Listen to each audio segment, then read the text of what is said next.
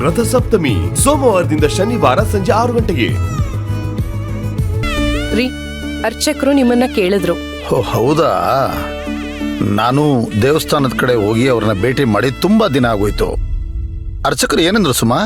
ಅಚ್ಚು ಮದ್ವೆ ನಿಂತೋಯ್ತಲ್ಲ, ಮುಂದೆ ಏನ್ ಯೋಚನೆ ಮಾಡಿದೀರಾ ಅಂತ ಕೇಳಿದ್ರು. ಅದಕ್ಕೆ ನೀನೇನ್ ಹೇಳ್ದೆ? ಜಾತಕದಲ್ಲಿ ಯಾವ ದೋಷನೂ ಇರ್ಲಿಲ್ಲ, ಎಲ್ಲ ಸಂಪ್ರದಾಯ ಪ್ರಕಾರನೇ ಮಾಡಿದ್ವಿ. ಆದ್ರೂ ಯಾಕೆ ಈ ತರ ಆಗೋಯ್ತಲ್ಲ ಅಂತ ಕೇಳ್ದೆ. ಮದುಮಗಳ ಕಡೆ ಯಾವ ತಪ್ಪಿಲ್ಲ, ಆದ್ರೂ ಮದ್ವೆ ನಿಂತೋಯ್ತು ಅನ್ನೋ ದೋಷ ಅವಳ ತಲೆ ಮೇಲಿದೆ ಅಲ್ವಾ? ಅದ್ ಸರಿ ಸುಮತಿ, ಅದಕ್ಕೆ ಪರಿಹಾರ ಏನಾದ್ರು ಹೇಳಿದ್ರ? ಹೂನ್ರಿ, ಅಚ್ಚು ಹೆಸರಲ್ಲಿ ದೇವಸ್ಥಾನದಲ್ಲಿ ಒಂದ್ ಪೂಜೆ ಮಾಡ್ಸಕ್ ಹೇಳಿದ್ದಾರೆ. ಅದನ್ನ ಕೇಳ್ಕೊಂಡು ಹಾಗೆ ಬಂದ್ಬಿಟ್ಯಾ? ಮಾಡಿಸ್ತೀವಿ ಅಂತ ಹೇಳಿ ಬರುತ್ತಾನೆ. ಅಯ್ಯೋ, ನಿಮ್ದೊಳ್ಳೆ ಸರೋಯ್ತು ಸರ್.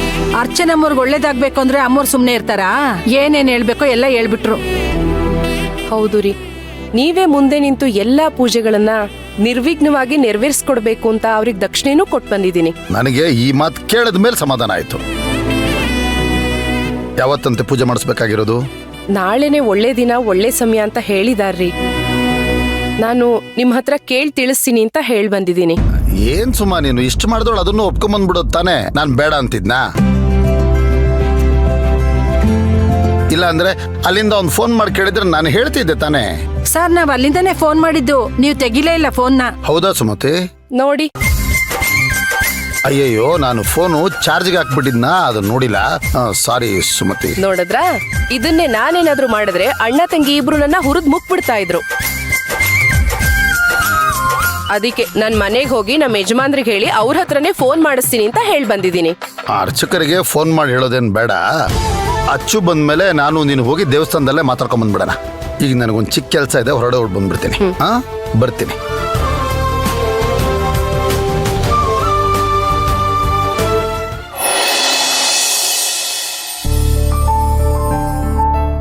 Excuse me. ಓ ಮಂತ್ರ, ಬನ್ನಿ. ಏನ್ ಮಂತ್ರ? ಏನಿಲ್ಲ, ದೇವಸ್ಥಾನಕ್ಕೆ ಹೋಗಿದ್ವಿ. ಪ್ರಸಾದ ಮೊದಲು ನಿಮಗೆ ಕೊಟ್ಟು ಹೋಗೋಣ ಅಂತ ಬಂದೆ. ಓ ಹೌದಾ, ತುಂಬಾ ಒಳ್ಳೇದಾಯ್ತು. ಏನಿವತ್ತು ದೇವಸ್ಥಾನಕ್ಕೆ ಹೋಗಿದ್ದು? ಏನಿಲ್ಲ, ವಾರಕ್ಕೊಂದ್ಸಲ ನಾನು ಸುಶಾಂತ್ ದೇವಸ್ಥಾನಕ್ಕೆ ಹೋಗಿ ಒಂದೊಳ್ಳೆ ಕೆಲಸ ಶುರು ಮಾಡ್ತಿದ್ದೀವಿ. ಹಾಗೆ ಇವತ್ತು ಹೋಗಿದ್ವಿ. ನೈಸ್. ಬಟ್ ಏನಿದು ದಿಢೀರಂತ ನನ್ನ ಹೆಸರಲ್ಲಿ ಅರ್ಚನೆ ಮಾಡಿಸಿರೋದು? ನನಗೋಸ್ಕರ ನೀವೇನೆಲ್ಲ ಮಾಡಿದ್ದೀರಾ? ನಾನು ಇಷ್ಟು ಮಾಡಬಾರ್ದಾ? ನಾನು ಅರ್ಚನಾ ಅವ್ರಿಗೆ ಅರ್ಚನೆ ಮಾಡಿಸ್ಬಾರ್ದಾ? ನಂಗೆ ಹಕ್ಕಿಲ್ವಾ? ಅಯ್ಯೋ, ನಾನು ಹಾಗಲ್ಲ ಏನು ಹೇಳಿಲ್ಲ. ನೀವು ಧಾರಾಳವಾಗಿ ನನ್ನ ಹೆಸರಲ್ಲಿ ಅರ್ಚನೆ ಮಾಡಿಸ್ಬೋದು. ತಗೊಳ್ಳಿ. Thank you.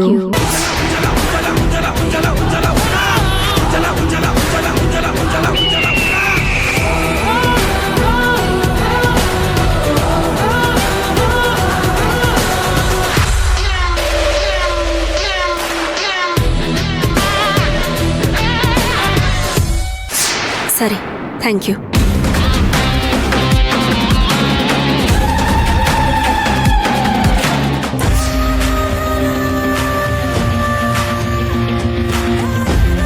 Excuse me. ಬನ್ನಿ ಅಕ್ಕ.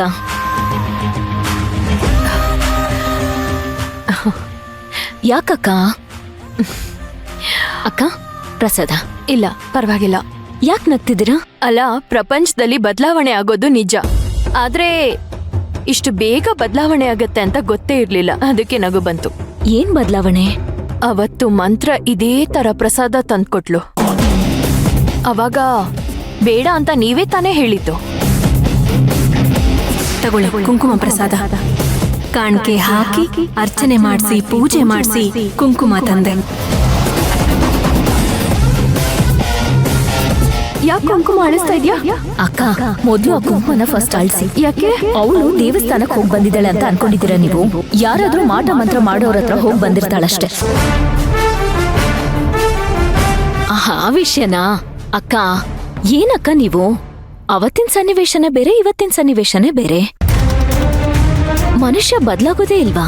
ಮನುಷ್ಯ ಬದಲಾಗ್ಬೋದು, ಆದ್ರೆ ಮನುಷ್ಯ ರೂಪದಲ್ಲಿರೋ ರಾಕ್ಷಸರಿದಾರಲ್ಲ, ಅವರೆಲ್ಲ ಬದಲಾಗೋದಿಲ್ಲ. ಅಕ್ಕ, ಏನಕ್ಕ ನೀವು? ನಮ್ ಜೊತೆಲಿರೋರು ಯಾರಾದ್ರೂ ಬದಲಾಗ್ತೀನಿ ಅಂತಂದ್ರೆ ಪ್ರಯತ್ನ ಪಟ್ರೆ ಅವ್ರು ಬದಲಾಗೋಕೆ ನಾವು ಅವಕಾಶ ಮಾಡ್ಕೊಡ್ಬೇಕಲ್ವಾ? ಹೌದು, ಬದಲಾಗ್ಬೇಕು ಅಂದ್ರೆ ಅವಕಾಶ ಮಾಡ್ಕೊಡ್ಲೇಬೇಕು. ಆದ್ರೆ ಈಗ ನೀವೇ ಬದ್ಲಾಗ್ತಿದ್ದೀರಲ್ಲ ಮೇಡಮ್, ಅವ್ರು ಬದ್ಲಾಗ್ತಾ ಇಲ್ಲ. ಅದೇ ನನಗೆ ಅತಿಶಯ ಅಂತ ಅನ್ನಿಸ್ತಾ ಇರೋದು. ಸಂದರ್ಭಕ್ಕೆ ಹೇಗ್ ಬೇಕೋ ಹಾಗೆ ಮನುಷ್ಯ ಬದ್ಲಾಗ್ತಾನೆ ಇರ್ತಾನೆ. ಅದಕ್ಕೆ ನೀವು ಉದಾಹರಣೆ ಆಗ್ಬಿಟ್ರಲ್ಲ, ಅದೇ ನನಗ್ ಬೇಜಾರಾಗ್ತಿರೋದು. ಏನಕ್ಕ ನನ್ನನ್ನು ಪ್ರೀತಿಯಿಂದ ಬೈತಾ ಇದ್ದೀರಾ ಅನ್ಸುತ್ತೆ. ಪ್ರಸಾದ ತಗೊಳ್ಳಿ, ಅಟ್ಲೀಸ್ಟ್ ಕುಂಕುಮ ಆದ್ರೂ ತಗೊಳ್ಳಿ. ಅಯ್ಯಯ್ಯೋ ಬೇಡಪ್ಪ.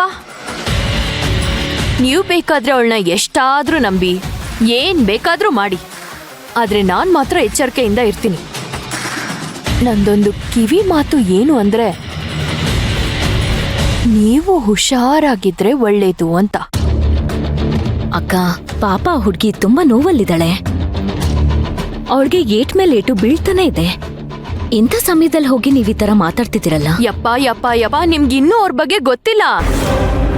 ಯಾವತ್ತು ನನ್ ಕೆಲ್ಸ ಹೋಯ್ತೋ ಅದ್ರ ಹಿಂದೆ ಇವಳಿದ್ದಾಳೆ ಅಂತ ಗೊತ್ತಾದ್ಮೇಲೂ ಆದ್ರೂ ನನ್ ಕೈಲಿ ಏನು ಮಾಡಕ್ಕಾಗ್ಲಿಲ್ಲ.